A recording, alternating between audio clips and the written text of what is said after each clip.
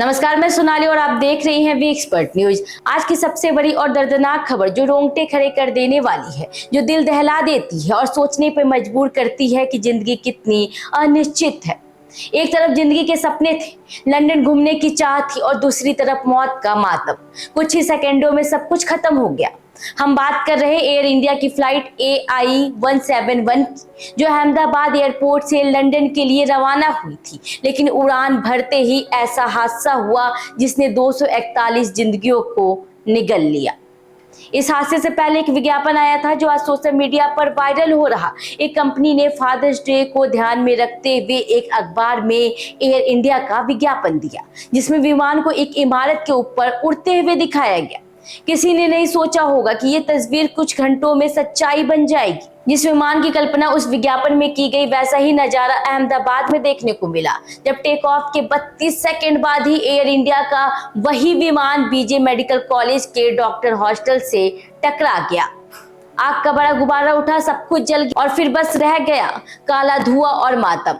Flight AI-171 में 230 यात्री और 12 क्रू मेंबर्स यानी कुल 242 लोग सवार थे। लेकिन अब तक सिर्फ एक व्यक्ति की जीवित होने की पुष्टि हुई है और उनका नाम है रमेश विश्वास कुमार। रमेश भारतीय मूल के ब्रिटिश नागरिक है। सीट नंबर 11A पर बैठे थे, चमत्कारिक रूप से बच गए।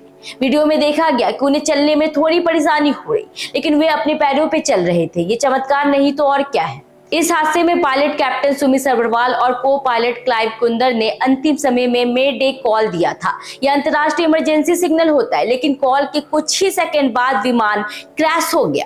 विमान टेक ऑफ के बाद 625 फीट की ऊंचाई पे था और 322 किलोमीटर प्रति घंटा की रफ्तार से आगे बढ़ रहा था। लेकिन टेक ऑफ के महज 1.5 किलोमीटर बाद ही दुर्घटना हो गई। हादसे की वजह से बीजे हॉस्पिटल के हॉस्टल की दीवार में विमान का एक हिस्सा फंस गया। पूरी इमारत जल चुकी है और चारों तरफ बर्बादी का निशान है। इस भीषण दुर्घटना के बाद एयर इंडिया ने अपने आधिकारिक ट्विटर प्रोफाइल की तस्वीर ब्लैक कर दी। शोक स्वरूप पूरे देश में दुख की लहर है। सवाल अब ये है कि इतनी सुरक्षा जांच और टेक्नोलॉजी के बाद भी हादसा कैसे हुआ? टेक्निकल फॉल्ट था या कोई चूक?